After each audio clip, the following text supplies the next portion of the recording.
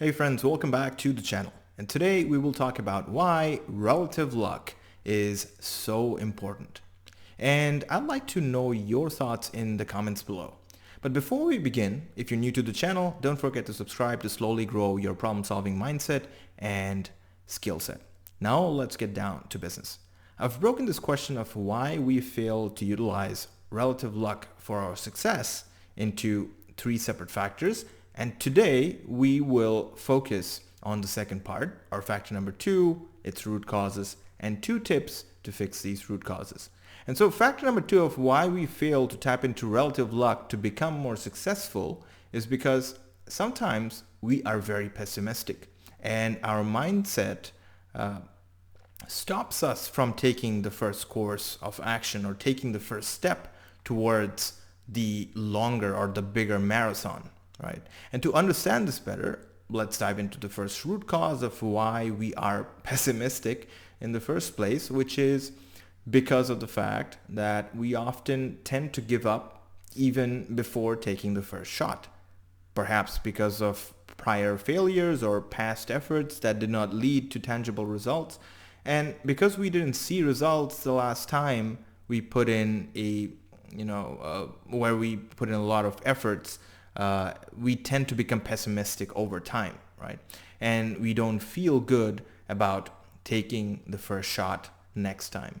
But to fix this root cause, the first tip that I'll share with you today is unless you are absolutely lucky, like winning the lottery or some other situations where you didn't put in any effort and you got something, you won't achieve success unless you're willing to learn from past mistakes and not repeat those mistakes the next time around.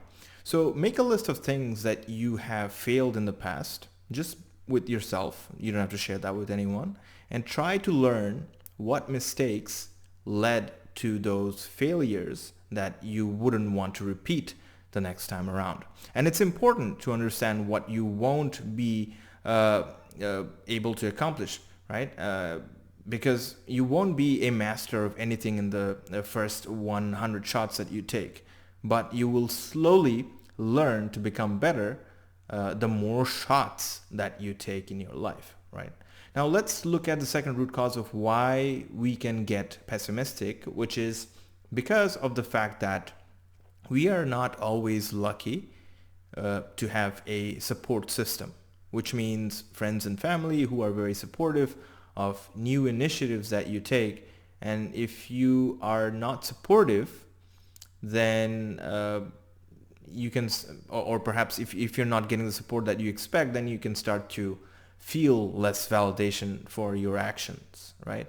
Which can stop us from taking new actions tomorrow, right? And my second tip to fix this root cause is that be honest with yourself, because you will never be able to keep everyone happy and listen to your gut feeling instead when you're about to do something that makes you happy. It's always great to have a support system around you, but be honest with yourself and those around you, because at the end of the day, it's your life. And always looking for validation from others is only going to slow the process through which you make decisions, right? And it will slow you down. So take 100 shots, regardless of what others think, as long as it makes you happy. And these are the pieces that make up the second factor. Now, in the third factor, we will discuss its root causes and 2 additional tips to fix those root causes. But before we move forward, I have one question for you. What would you do to fix the root causes we just talked about? I want you to think about it and leave a comment below. And if you enjoyed this exercise, consider giving this video a thumbs up and subscribing to the channel to slowly grow your problem-solving mindset. I'll see you in the next exercise.